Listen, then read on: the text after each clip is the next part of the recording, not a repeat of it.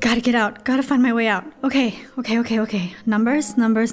Gotta take them. Gotta get them out. Gotta get out. Gotta find the limits, factors, conjugate. Gotta find the numbers. Gotta get them out. Gotta find my way out.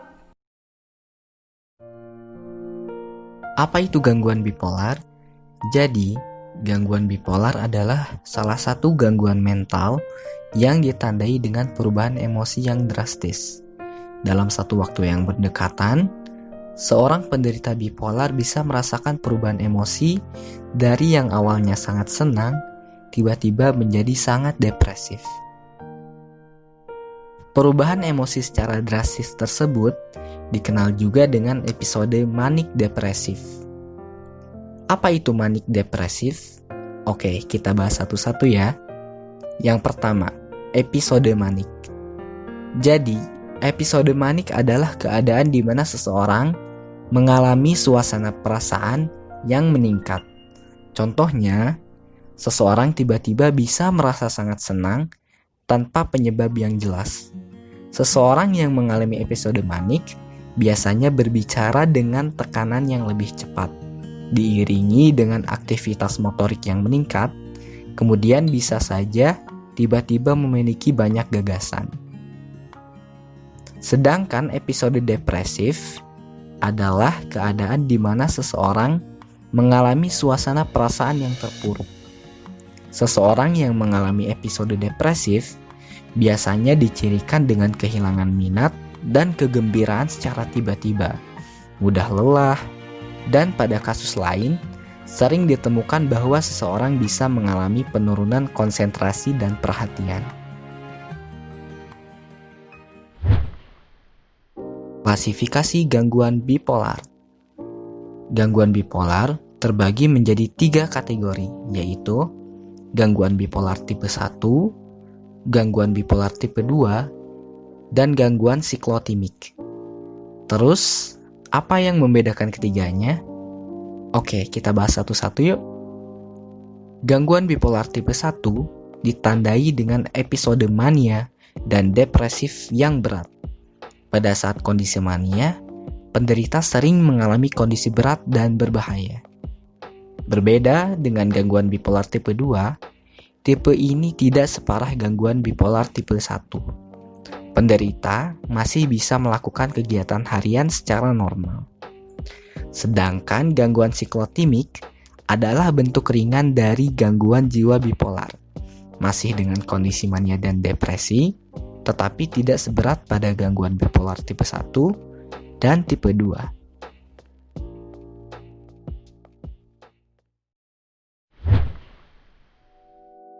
Lalu apa yang menyebabkan seseorang bisa menderita gangguan bipolar? Nah, jadi perlu diketahui juga nih, bahwa penyebab dari gangguan bipolar itu sendiri sangat kompleks. Berbagai faktor seperti genetik, fisik, lingkungan, dan sosial bisa menjadi penyebab seseorang menderita bipolar.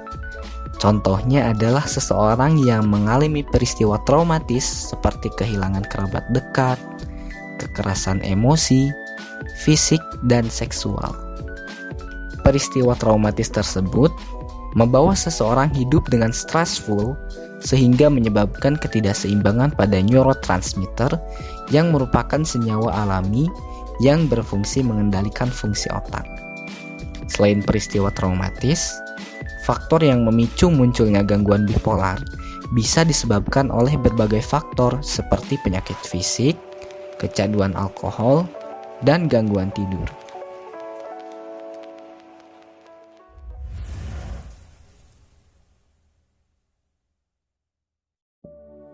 For your information, gangguan bipolar ini merupakan salah satu gangguan mental tertinggi dengan 5,7 juta jiwa penderita di seluruh dunia. Selain itu, 25-50% penderita gangguan pernah melakukan percobaan bunuh diri paling sedikit sekali selama hidupnya. Kalau gitu, bagaimana cara mengobati gangguan bipolar? Nah, penanganan bipolar dapat dilakukan dengan 2 cara, yaitu psikoterapi yang diiringi dengan pemberian obat. Metode psikoterapi yang biasa digunakan oleh ahli biasanya seperti terapi behavioral kognitif, IPSRT atau interpersonal and social rhythm therapy, dan psychoeducation. Sedangkan obat-obatan yang biasa dikonsumsi besertaan dengan proses psikoterapi diantaranya adalah mood stabilizer, antikonvulsan, antipsikotik, dan antidepresan. Tapi harus diingat bahwa psikoterapi dan pemberian obat tidak akan memberikan efek yang signifikan terhadap kesembuhan jika pasien tidak mendapat dukungan dari keluarga, kerabat, dan teman-temannya. Dukungan dari orang-orang terdekat memiliki makna yang mendalam bagi pasien. Keluarga bisa memberikan perhatian dengan menjadi caregiver bagi pasien gangguan bipolar.